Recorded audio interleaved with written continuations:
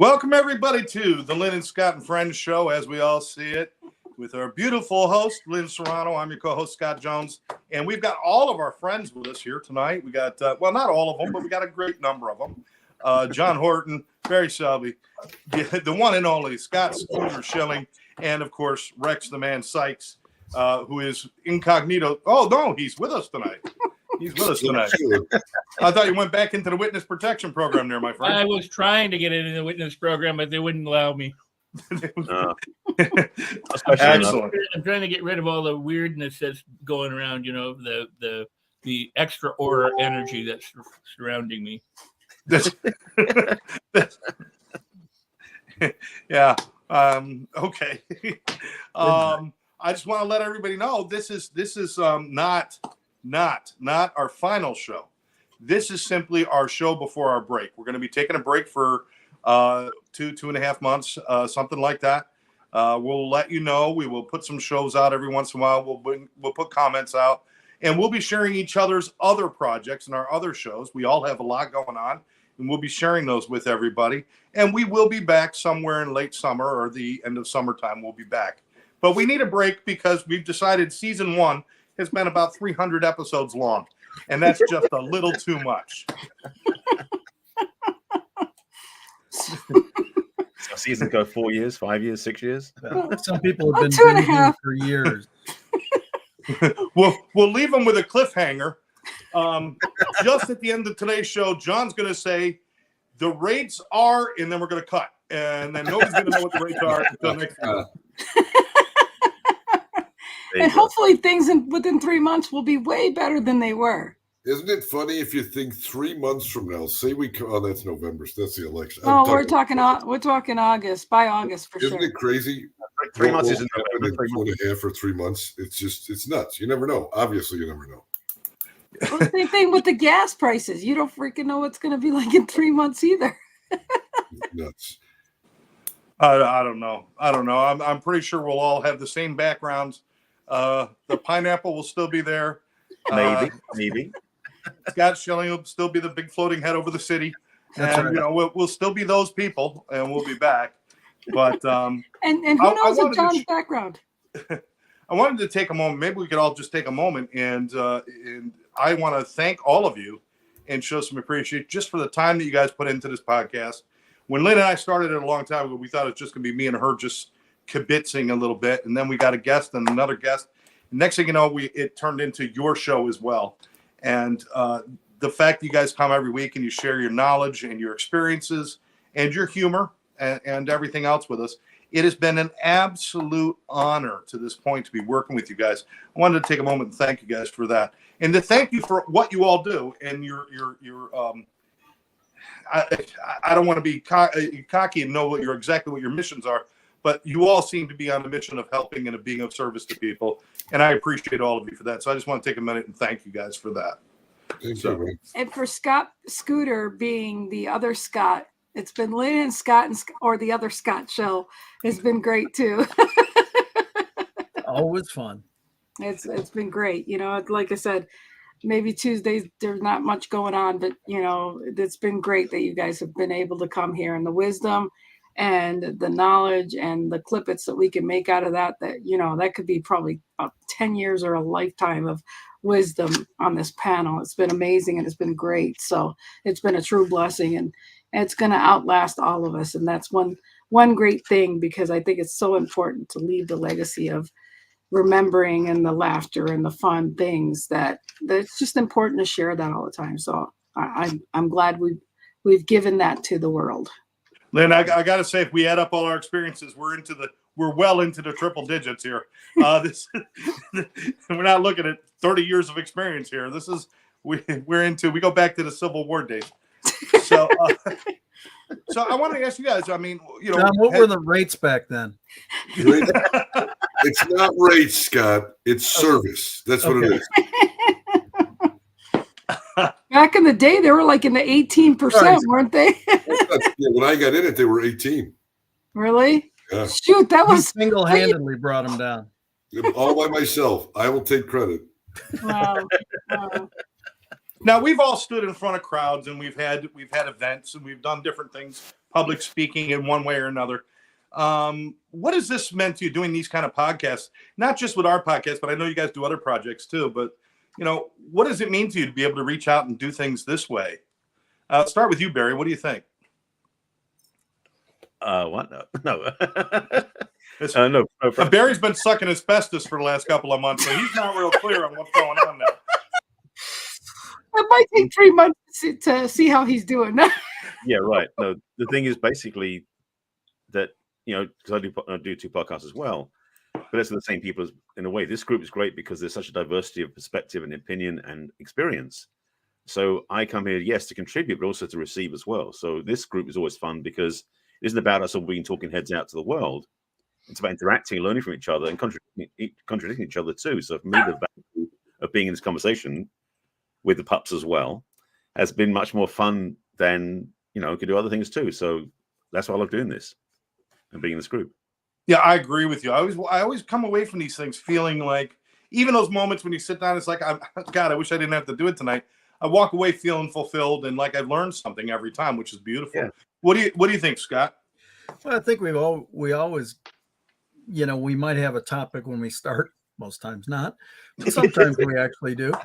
And but by the time we finish, we've circled around to something pretty significant for that time frame, for that week or whatever. And I agree with what Barry says. It's nice to do your own stuff and work to put good work out. But this becomes one of those where we bounce stuff off, we interact, we're more alike than different, quite frankly. I think, and a big part of that is the desire to be of service and to be of value to the audience and everything. So it just makes it a lot of fun. And we used to be far more serious, and the helium or something is taken over. I'm not sure. We're all vaping, markers now. So, there's something going on that is taken over. And no, but we have a lot of fun.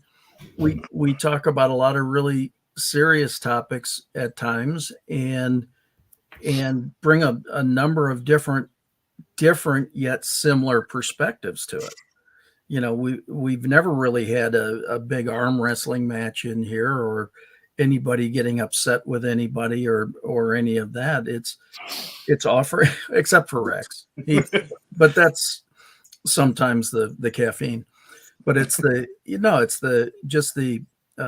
fact that we're all willing to listen to each other and hear each other out and then share a perspective.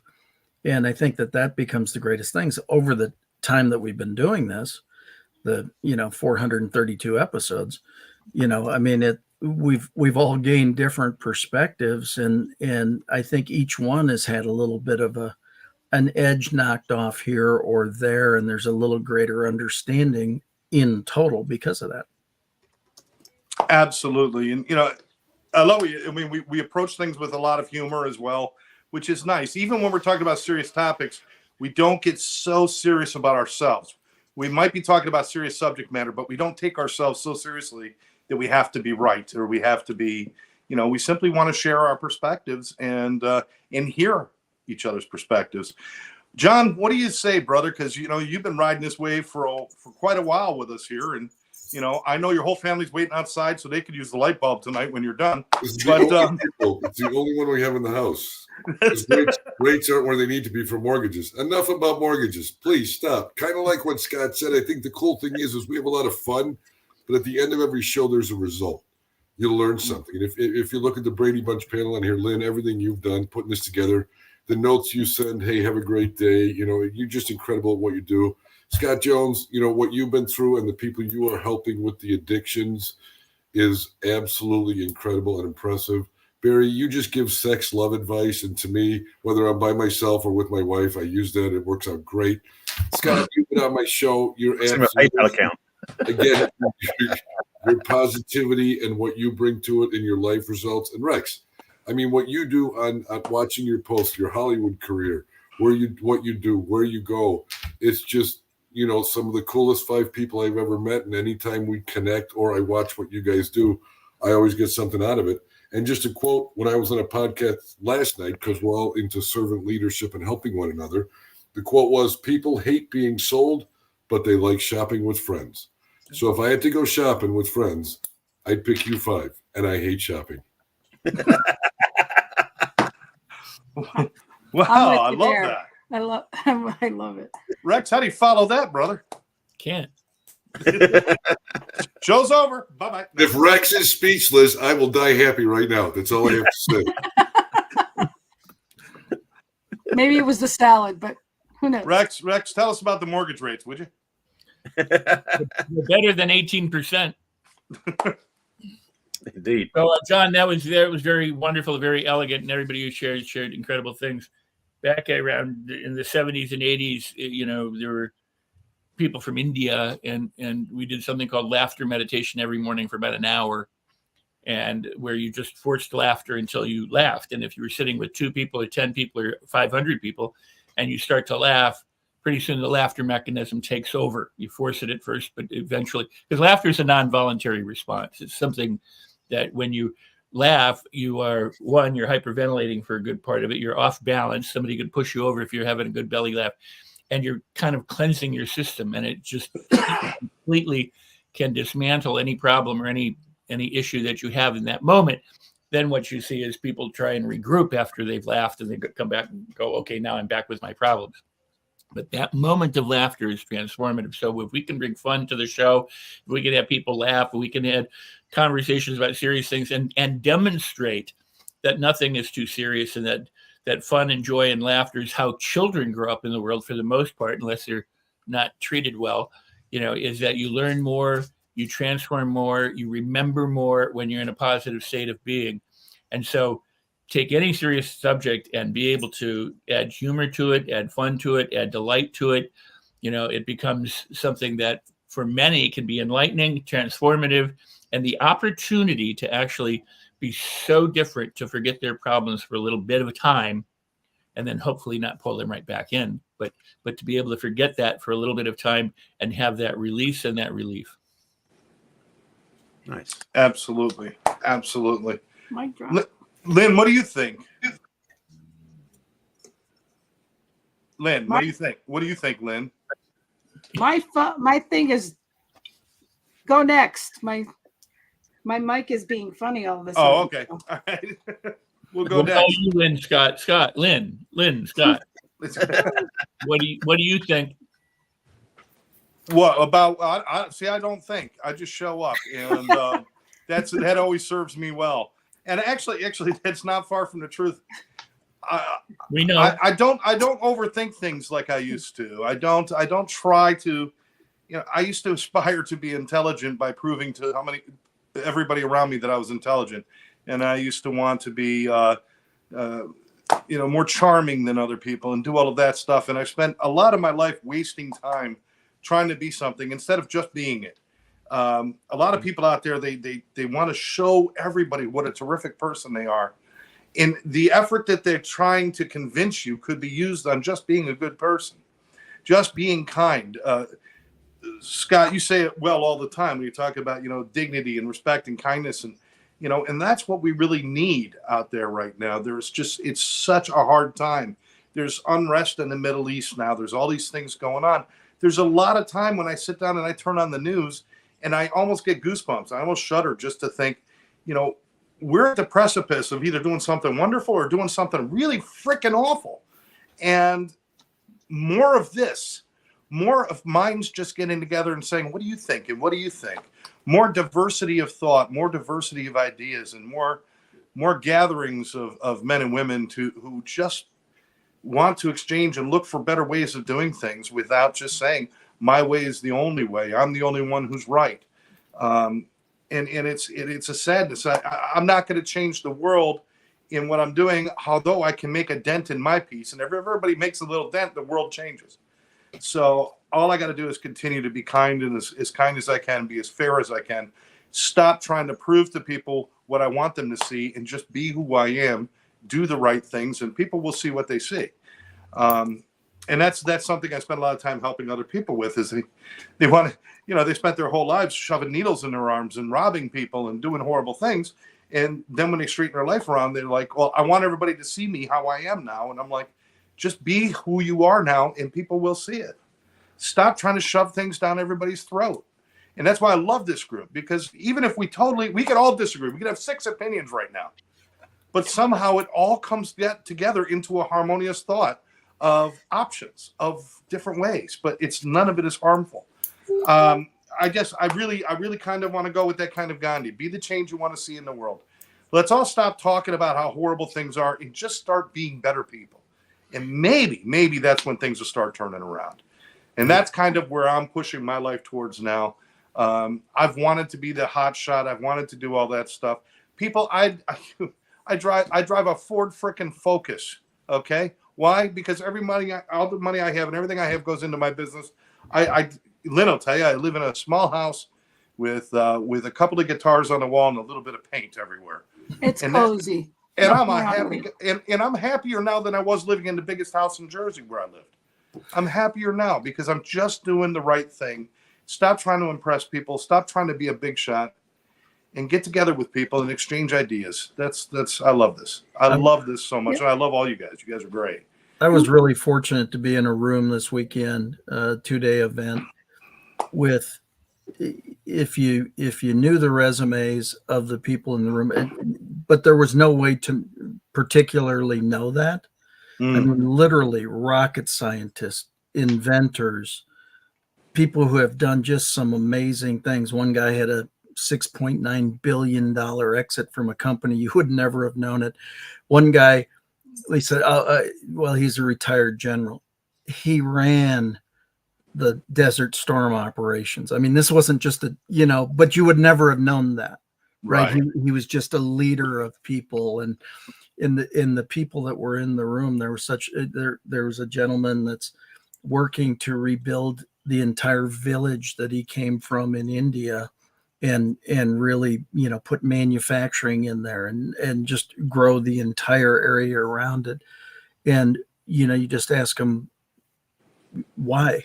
What's the motivation? He said, because that's where I came from. And I want other people to come from there too.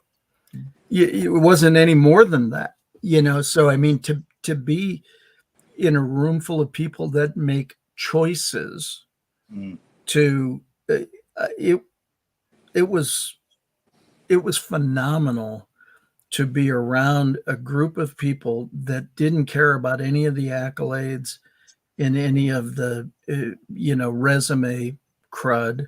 The only thing they wanted to do is get together, meet each other, see how they could collaborate, see what other great things could be put together, all those kinds of things. And I think to an extent, it's part of what we do here or have done, and hopefully will continue to do.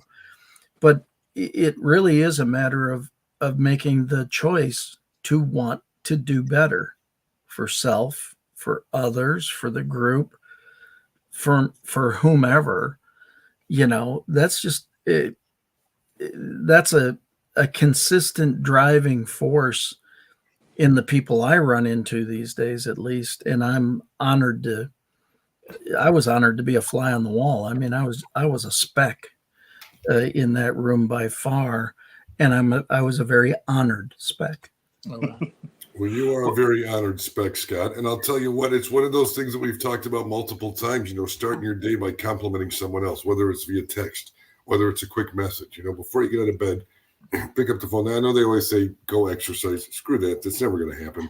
But when the phone's in your hand, You may want a good morning text to say, hey, have a great day. Hope you're doing well. I saw your post last week. Imagine your first text in the morning at 5, 6, whatever time it is. You wake up before your day starts, and it's something positive just to say hello, good morning, have a great day. And we've talked about that. That goes a long way. And you see on the face of people, no matter where they are that you say it to, it does. It goes a long way, Scott. And I'm sure they're on a podcast somewhere going, they met Scott Schilling, and they were a spec because of what you brought to that team. You see, I'm glad you said that, John, and I'm glad you said that's Scooter, because it's when Scott and I started this show, I knew you guys, And I knew what you guys could bring to the table. And I was honored when when I said, hey, do you want to join Scott and I? And, that's why I named this As We All See It, because I knew that and when I talk, I usually try to put a different spin. I like to be the devil advocate in the conversation because I want people to see it from different angles all the time and bring it to a different, spin the topics in a way that somebody that might be listening go, well, what about this? Or what about that? Or, throw things out there. And you guys are just awesome because you bring topics and people don't even know your resumes, but they can see your passion to answer it or give your, spin on things. And just amazing how you guys always come to the table with your perspectives and the way you give it. So I really appreciate that because, I may throw your books up here and I will do that again before we leave tonight. But, it's just like, I can't see anybody watching this and not wonder, wow, that insight of Barry and he's in relationships, I got to go stalk him, and I always hope that people go stalk you after this because I think you guys are awesome and worth stalking. Now, I don't know about the whole mortgage thing and I can't help that, but, I'll tell you, Lynn, mortgage stalkers are some of the best people you'll ever meet. but John can handle anybody that goes ahead and stalk him because he'll sell you a mortgage, I'm sure. So anyhow, Scott, I want to address when you said that I feel like a speck there in a sense that just because of all the greatness around you, right? Yeah, the world being, But you know what? It also makes you the most important person in the room because you're the one who's going to absorb all of that, carry it out of that room, and pass it on, like you've done. You and Barry and Rex and John, you guys have shared stuff from people and from experiences that will never come around again. Mm-hmm. They will never be here again. And you guys carry those messages forward. I would say the spec ends up being the most important thing in the room because if it never gets out of that room, nothing has changed. So it is important that we're there and that we get to absorb. And when you sit there and share about things like Zig Ziglar and things that people would never really understand or know about unless you shared that. So I'm always honored to hear you when you share your stories and when you share those different things. And I think it's so important that somebody does that we pass the knowledge along. That's what makes this podcasting so great is we pass stuff along. Sometimes it's just ridiculous stuff, but it means something to somebody somewhere. The interesting point was the general. We were in a roundtable discussion about culture. And I said, ultimately, I believe it all comes down to heart. It comes down to relationships. And after the roundtable broke up, he came up to me and he goes, we need to talk. And I said, okay, why? He said, my book, one point, one leadership, one heart is the name of his book. Wow. And so no idea about that, whatever, but it was just like, again, people are coming from this place of relationship. And we got into an interesting, one guy said, this crap about relationships is ridiculous. And he said, you're stuck on the word. It's really about trust, and trust is what builds the relationship. And so it was even perspective. There was this big bang about, the importance of relationships and fine tuning it. It really is the importance of trust. And that's why you have the relationships. That's why Barry's the love doctor. Right. And I guarantee you could tell right there that guy has a trigger on a past trauma on a relationship. That was a billboard right there to tell you. It was hilarious though for him. Yeah, I've never heard anybody just flare on the word relationship. Right? Well, I would submit that there's no such thing as a relationship. There's only relating. And there's no such thing as trust. There's only the ability to be trusting. We talk about communication, but we can only be communicating. It is the act of doing something. People say, I love you. I would rather say, how can I behave in loving ways towards you or with you, as opposed to just saying, I profess my love to you, because who gives a crap? We have used love with hamburgers and everything else. So to say, I love you, we get it. We know what you mean, but everybody loves differently. Everybody has different experiences. There's no singular meaning for any one of the words that we use. So how can we be more loving to the people we're with? How can we be more relatable and relate well with them instead of talking about these entities of our relationship, our love for each other, our, so I like to break it down that regard, because it gives you something that you can do in terms of fulfilling a behavior or a thought or heart-centered thing. One of the most powerful women in the world was Mother Teresa. Didn't have 2 nickels to rub together, didn't have pockets, the whole thing, but she could walk into any president or any king or any queen's, office almost at any time, without having to be invited. But her service was to give, and she didn't walk around going, I am Mother Teresa after all. I mean, look at what I've accomplished, because she would give it to the guy upstairs or the gal upstairs or, whatever, and it was this the idea of servant leadership without the credit. Years ago in Hollywood, I did a movie with a bunch of people, and we all had become friends, but, as things are, you go in different ways and do different things. And I ran into this guy one day and I said, "How you doing?" He says, "Great." I said, "See anyone lately?" He goes, "Oh, I saw so-and-so." And I go, "Yeah." He goes, "Oh, I'm so sick of seeing that guy." I'm like, "Why?" He goes, "Every time I see him, he runs down his resume. Here's what I've done. This is who I know. This is what I'm doing. This is where I've got an audition. This is what's happening." Because I just can't stand being around him, because he doesn't just say, "Hi, how are you? What's going on?" Be interested in anyone else. He's just too busy giving his resume out.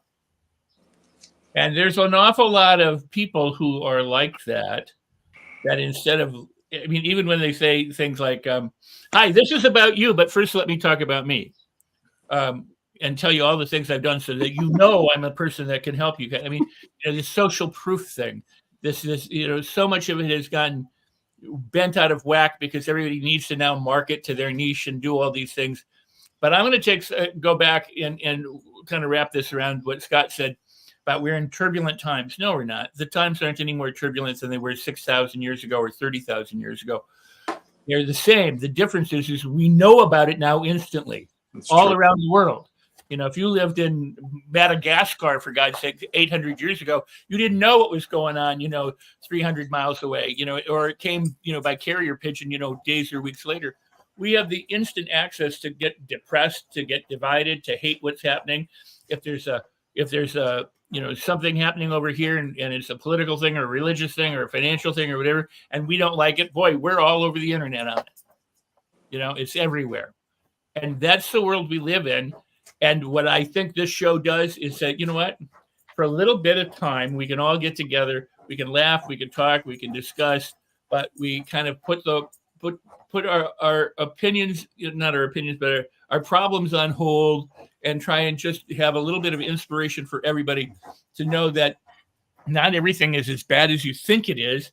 A lot of that is so much manufactured by what you consume willingly on your own. Who you listen to and who you pay attention to is really an important thing to consider. And what I have tried to do in my life is to listen to the opposition to whatever I believe, enough to go, maybe I'm full of horse shit. And sometimes I go, nope, I'm not. And sometimes I go, yep, I am, but the willingness to take on other points of view, to behave, to walk a mile in somebody else's shoes, to understand them from where they're coming from, as opposed to only from where I'm coming from or where we're coming from, is truly an art. And when it comes to relating, that's a huge piece, to ask another person, what's important to you about this? I have a cure for most vacations, for vacationing couples. Before they go on a vacation, you just go, what's important to you about our vacation?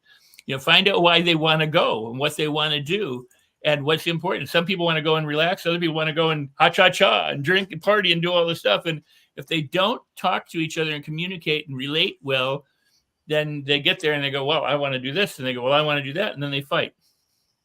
Can you say ha-cha-cha one more time, Rex? Ha-cha-cha. That's all I need. I want to sing. I want to dance. I want to ha-cha-cha. Rex is dancing. We've officially jumped the shark with the show.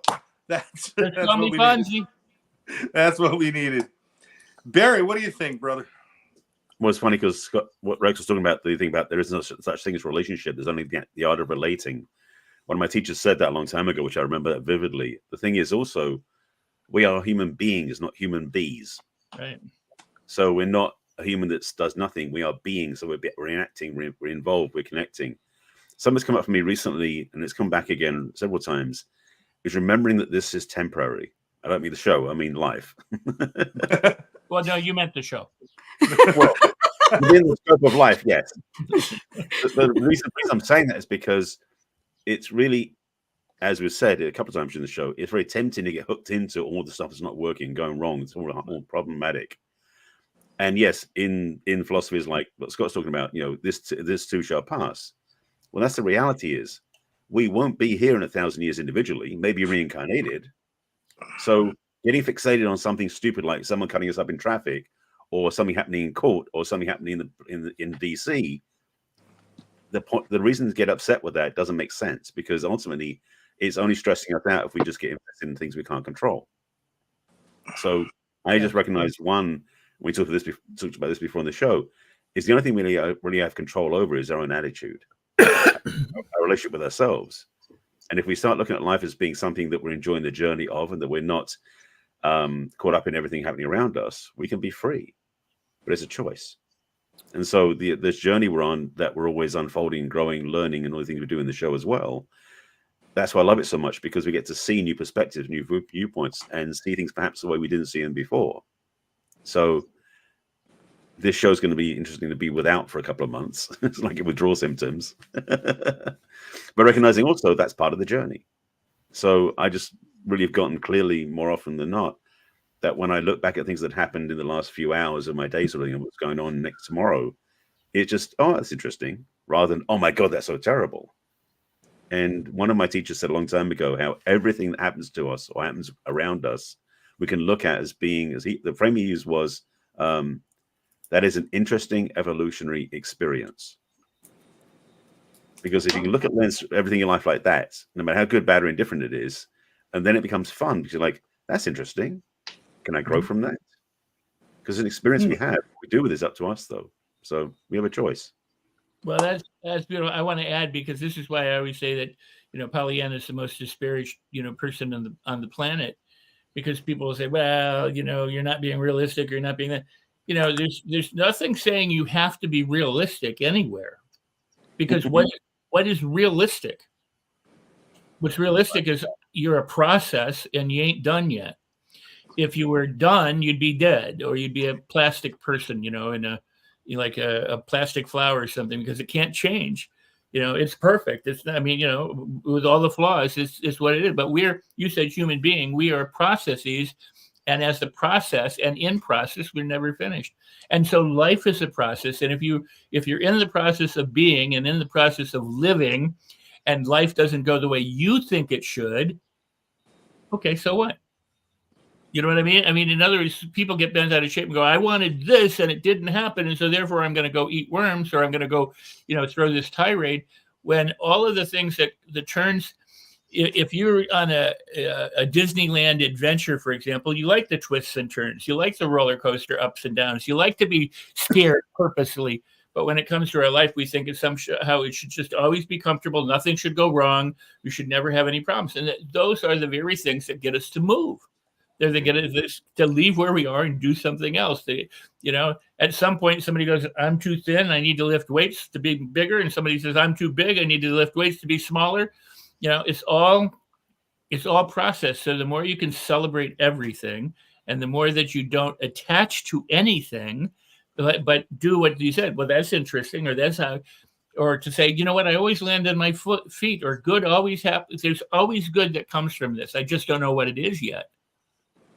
You never have to lie. If something's going on that you don't like, you don't have to go, well, something's going on that I don't like, or you don't have to go, oh, it's wonderful and everything is great. If you don't feel it, you can just say, hey, I'm exploring some options and some resources that I didn't expect to explore. And some people might have a problem with that, but I'm looking into this from different kinds of points of view to see how things are going to end up. And I always do land on my feet. So, at some point I expect to land on my feet.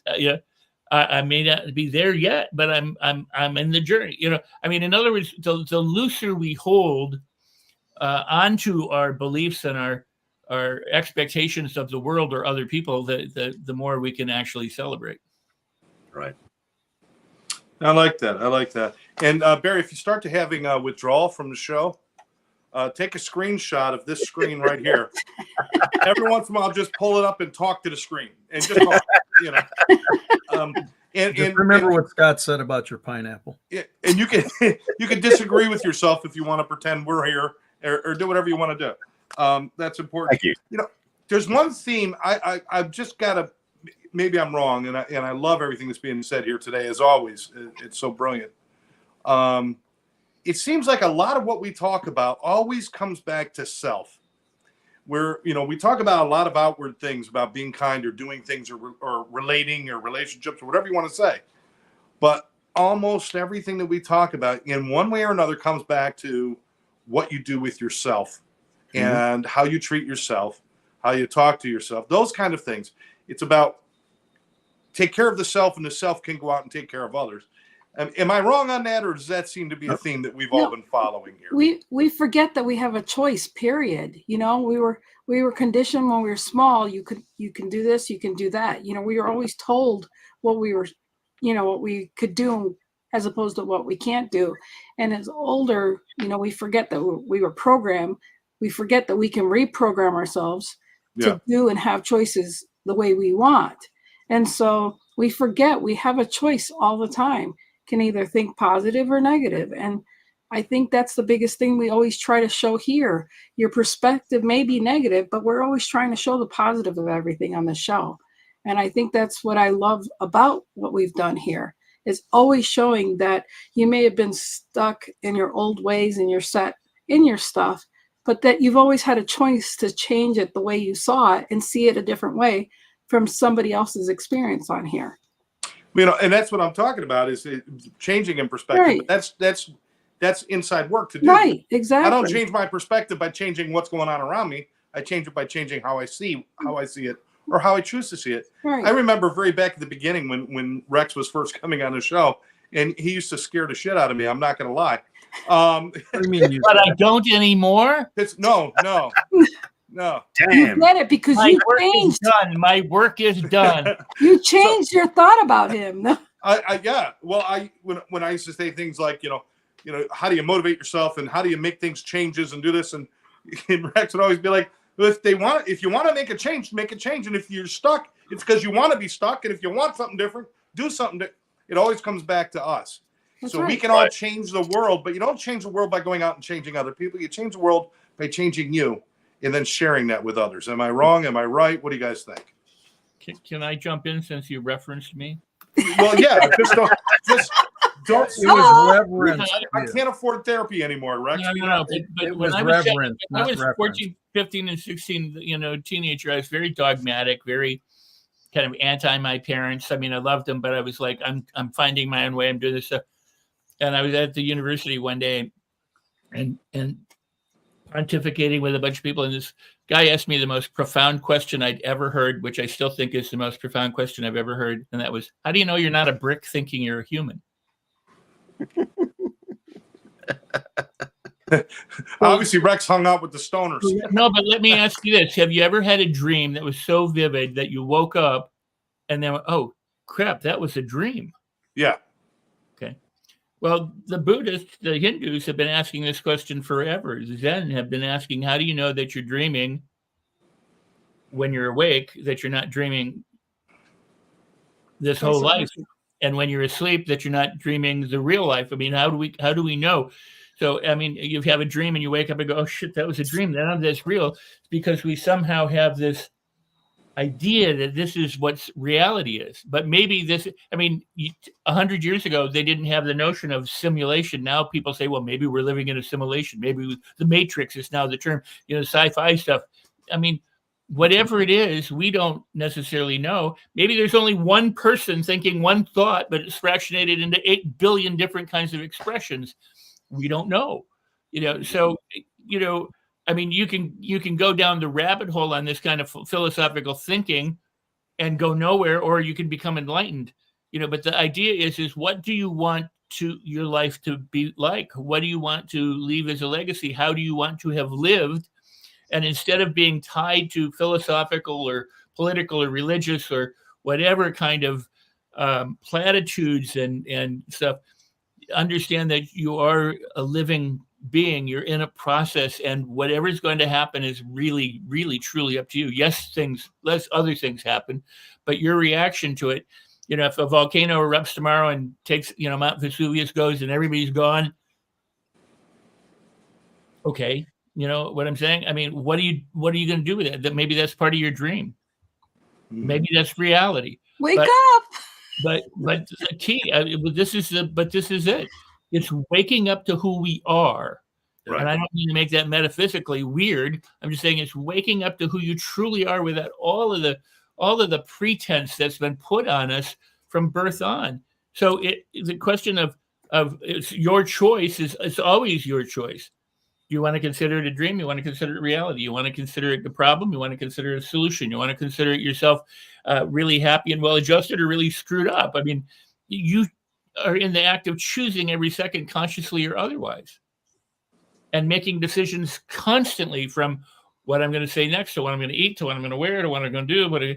It's just this non-ending process. So let's focus on the things that are truly important, the way we get along in harmony and create the world that we could have together and to share and to understand and to love. There's no time for these. I mean, really, when you think about it, I mean, there can be great satisfaction in berating somebody over religion or politics or something else or family or whatever. But when it all boils down to it, why are you here? Are you here to have a good time or a shit time? And if you're here to have a good time, then have one. So true. So true. I love that.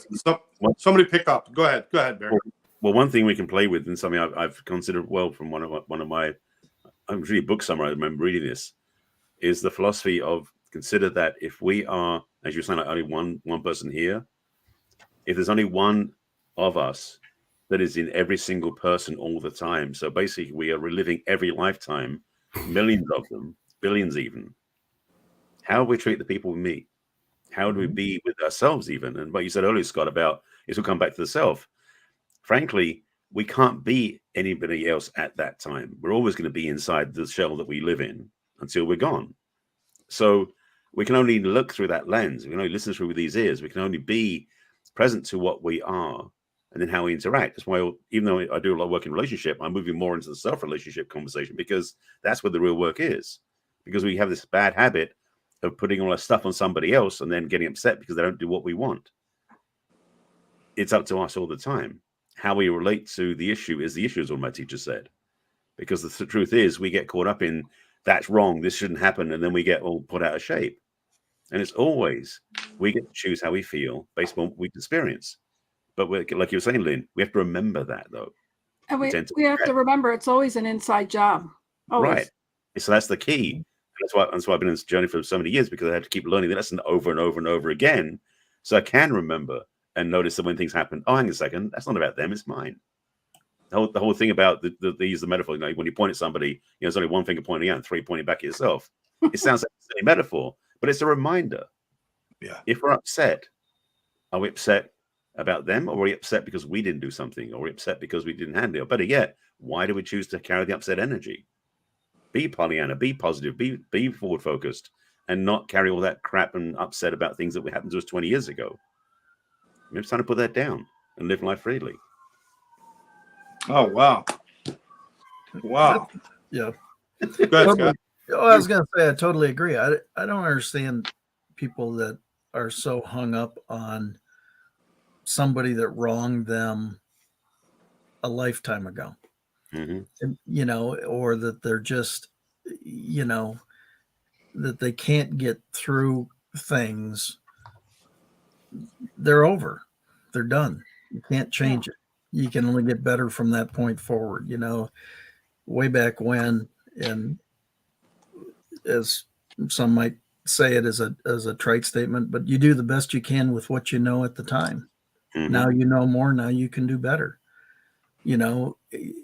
I remember when I first learned that statement, because I had this thing going on with my parents, and somebody said, do you think your dad popped down every morning going, Mary Jane, make me breakfast, and how are we going to screw up Scott today?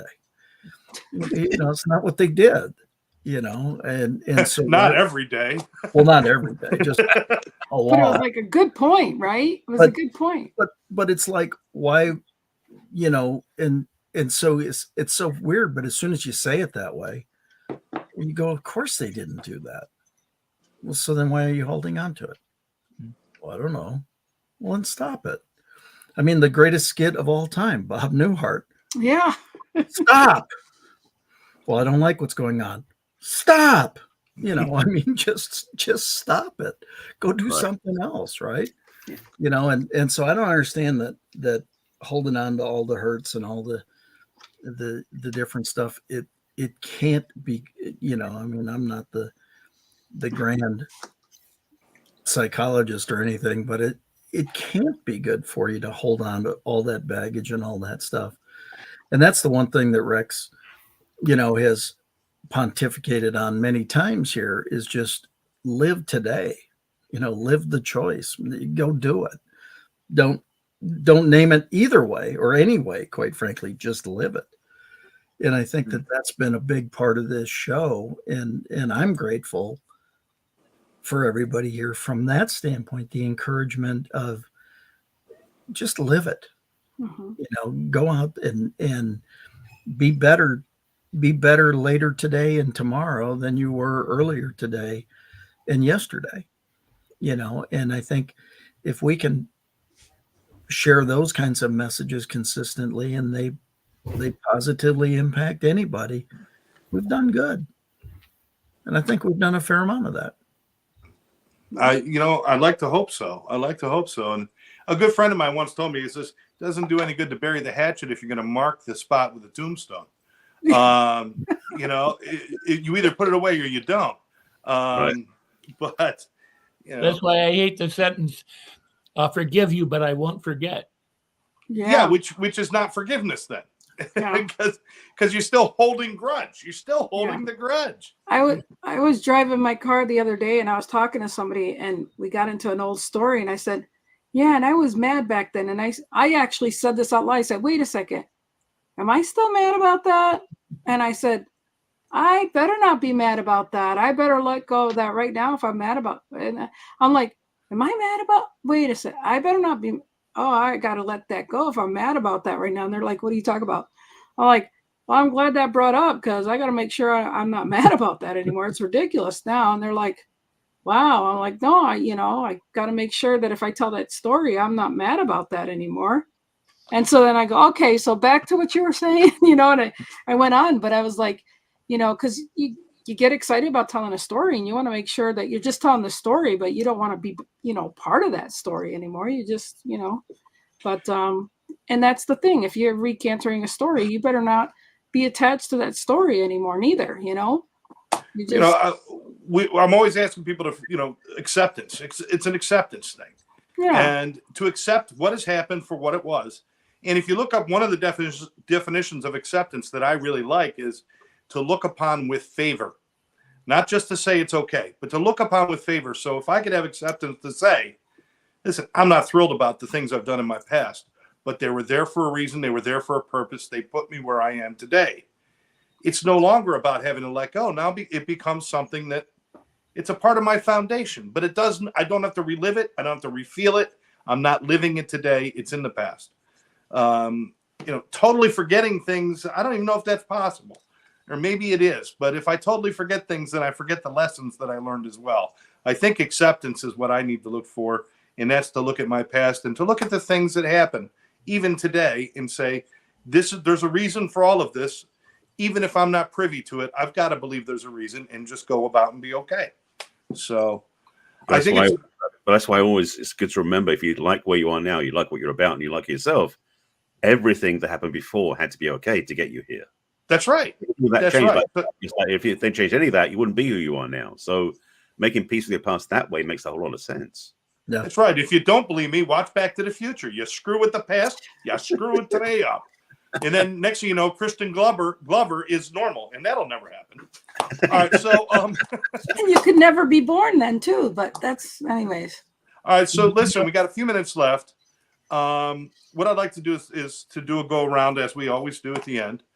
But this time I'd really like each of us to maybe share something that we want to share with our audience, a little thought to keep them warm throughout the summer months, just something that we want to share from your heart to the people who have been watching us, and whatever message you'd like to leave out there while we're on our hiatus. So John, why don't we start with you, brother? First of all, I have taken more notes over these last several months than I've ever taken in college over the last 4 years. So thank God my mother's dead, so she can't watch the show and hear that. But what I'd like, there was a couple of things that you guys said. It's mindset, man. You get up in the morning. If you get up in a shitty attitude, you got to stretch your arms and say, let's make this the best day ever. You're amazing. 6 weeks to make a habit. Guess what's going to happen? Every day is going to be better. And I'm preaching to the choir. It really is one of those things you need to do. Celebrate everything. I took notes. You guys were awesome. Jonathan Brandmeier, who was an amazing disc jockey in the 80s and 90s in Chicago, his motto for every show is, we're not here for a long time. We're here for a good time. So you nailed on the head, Rex. But I'd like to keep people warm within the summer. I'm not sure how that goes. I want to keep them cold. But you know what? You got a great group of people here. You have a half dozen of the most goofiest eggs you'll ever meet in your life. Follow us all on Facebook, on LinkedIn. If you're having a bad time, if you want to reach out anonymously, if you're having a problem, whether it's good or bad, share good, confidentially share bad. Know we're here for you, and we'll be back when I have a better light.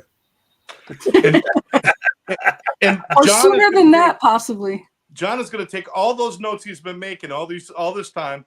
He's going to put them into a book. It's going to be the Lynn and Scott and Friends show as John sees it. And that's what it's going to be. Wait just a second. Edited by Callahan. I can hold up a blank sheet of paper too and say I took tons of notes. It's not blank. Look. Oh yeah, no. Half of it's you, Rex. John, he's got a book. Don't even worry about him, man. Barry? What do you say, Barry? There's so much we keep talking every week. That's the thing I love about this show, this conversation, this connection, this community, is that we always have stuff to talk about, which is great. So taking 2 months off, we'll be back with fresh information and new insights down the road too.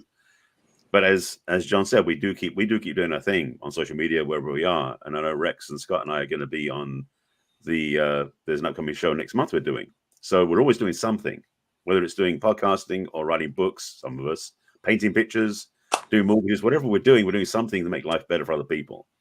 So just keep following us around outside in the world. We're here to make life better. That's what we do. Love it. Scott. Today was day 205 in a row of a What Now Wisdom. And Wow. that is not going to change. I love it. You mean there's not going to be a 206? Oh, no, there's going to be a 206 and a 207 and everything else. What I meant is the posting every day to 20 different socials will be out there with a desire to put out some nuggets, some tidbits, some things that I've learned, some things that run across my, sphere. And it's always intriguing to me to see who responds to what and how the group turns over and changes. I've had everything from one of my first bosses in corporate America to a buddy I played football with at Iowa that's in the NFL Hall of Fame now, to I've had all sorts to people I went to kindergarten with, 4 years old, and everything in between. And it's cool to see. And like John and Barry, and I'm sure Rex will say as well, if we can be of service in any way, reach out. We're not hard to find. I know the desire to continue to learn and grow is there. It's why I go to events and then I'm in awe and say, gosh, I got a long way to go. I've done some cool things, but not as cool as a lot of people. Now, I don't feel bad about that or anything, but I think it's about consistently expanding and growing and learning so that we can touch more lives, serve more people, do more good things. And I think we're at a very pivotal time in our world, Not that we haven't been here before, and we made it through. Mhm. How do I know that? We're all here. Right. And we're here with new technology, better technology, greater ways of doing it, all those kinds of things. So take this time to harness it and do this yourself. I mean, if any of this has inspired you, people say, well, how many people watch? I don't know. I don't care. It's if you touch one life, you've done something. It's not about that. Is if the only life you've touched is your own by expressing yourself, you've done something. So I don't know that we necessarily come here that intentional, quite frankly. I think it sometimes turns that way, but I don't know that it's there by the lack of topics that we've had. But anyway, it's all good. Everybody enjoy. If there's ever a time I can be of service, reach out. And I'm honored to have done this with all of you, and it'll be fun when we come back and do it again. Absolutely. Mr. Rex. Rex. So I'll give you a brief commercial. My show is recording live or streaming live every Wednesday around 3 p.m. Central, 1 p.m. Pacific. Create Your Best Life with Rex. So that's ongoing. There's the LA Tribune Leadership Summit coming up the 1st through the 7th of May. We all have different things that are going on and happening. I do my daily blog. I mean, so there's plenty of ways to interact with each of us or myself, and you may see some of these people on my show someday too. So just be forewarned, everybody. But in acting, there's a number of different approaches. There's a method approach and different methods and everything like that. But one of the things is if you've heard the term real and raw, it usually means that the actor is trying to be as authentic or real going through whatever the emotions are, whether it's elation or whether it's horror or whether it's devastation. They're trying to be real. They're trying to get to the raw emotion. They're trying to experience it. And think about that for a second. There are people who are actually going into their pain to experience their pain so intently that somebody can film it so that while they're saying the lines that are written by somebody else, their emotions are coming from an authentic place. Now, there are other ways to do this, but this is a process, right? But it's about the experience. Now, there is the notion that enlightenment is the ability to be totally authentic and in the moment, regardless of what you're experiencing. So if you're happy, you're 100% happy and not worried or doubting or fearful about anything else, but you're totally present. And if you're angry or you're sad or you're depressed, for those moments, you're totally angry, sad, or depressed without trying to be something else. You're not trying to be happy. You're not trying to be this. You're just completely absorbed with whatever's going on. And Buddha said, if you could think of a thought or be authentic for 7 seconds, you would be enlightened. Well, that tells you how ethereal this kind of thing is, but it also tells you that most people aren't willing to go there. Now, you don't have to go into your pain and you don't have to suffer, but know that when it's going on, there is the ability to sit with it or choose what you want to do with it. But to try and escape it usually causes more suffering because what you resist is what persists. You set up a battle, there's a conflict, this kind of thing. And so people spend a lot of their time like with one foot on the boat and the other foot on the dock, and they're never really in one place or the other. To live successfully is to jump into the boat and go to your destination and enjoy the journey along the way and not just be vacillating back and forth. The last thing I would say is there is only one. That's why they say namaste. They go, I honor the God that's in you, that's in me. So there is only consciousness in the same way that there's only, for example, how many different notes are there in or sounds? What you mean, like in a tone pattern? Sure. There's Well, only one. I guess There's only one. There's different expressions of that one, but there's only one. There's either sound or there's no sound. Okay, gotcha. So all of the different expressions, it's like music. It's either music or it's not music. In other words, we are expressions of consciousness. We're all alike in many ways. We're all different in many ways, like a diamond has different facets. So instead of hating a facet that's on part of the diamond, accept it. Show it its favor. And know that we're all good. We're all here. And we're all meant to be here, or we wouldn't be. So, let's just celebrate and live and be harmonious with ourselves and with others. Go first. Excellent. Lynn, what do you think? Well, we're running out of time, so No, this will be the There was first no time we've time. gone over You're time. going off for 2.5 months. You could take a couple extra. I know we're taking extra time. No, like I said, I'm speechless because I love every one of you guys. It just means a lot to be in your presence and spend this time with you guys. And, this time for me, I've got a lot of personal things to take care of. So I'm going to be busy on a lot of personal and health things. So I'm really excited to come back and be with you guys and have hopefully a lot of great news and stuff and maybe have different sceneries and things. So, I mean, I'm going to be very productive, but we will have some times where I say, hey, you guys want to pop on and do a show? So there'll be those times because I'm going to need it. I'm going to need it and want it.